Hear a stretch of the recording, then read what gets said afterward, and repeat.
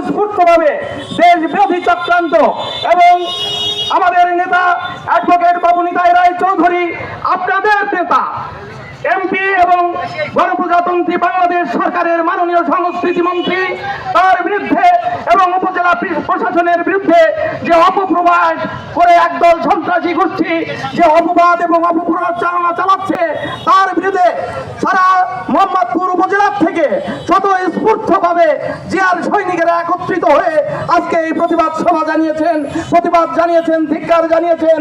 আমি সেই সংগ্রামী প্রতিবাদী জনগোষ্ঠীকে, সেই কর্মী নেতৃবৃন্দকে আমাদের পক্ষ থেকে, বিএনপির পক্ষ থেকে, মোহাম্মদপুর উপজেলার পক্ষ থেকে সাধুবাদ এবং অভিনন্দন জানাই।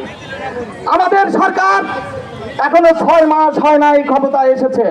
বিএনপির সরকার, তারেক রহমানের সরকার, বেগম খালেদা জিয়া এবং শহীদ রাষ্ট্রপতি জিয়াউর রহমানের আদর্শে এবং সংগ্রামে অনুপ্রাণিত সরকার আজ সুষ্ঠুভাবে দেশ চালাচ্ছে, গণতান্ত্রিকভাবে নির্বাচিত হয়ে।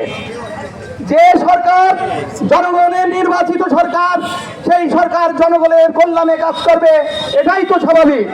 মাত্র 6 মাসের মধ্যে আমাদের সরকার এবং আমাদের এমপি, আমাদের মন্ত্রী অ্যাডভোকেট নিতাই রায় চৌধুরী মোহাম্মদপুরে যে উন্নয়ন দেখিয়েছেন, মোহাম্মদপুরে যে বরাদ্দ এনেছেন, বিগত কয়েক দশকে না, বাংলাদেশের জন্মের পরে কোনোদিন এত স্বল্প সময়ে এত প্রভূত উন্নতি সাধিত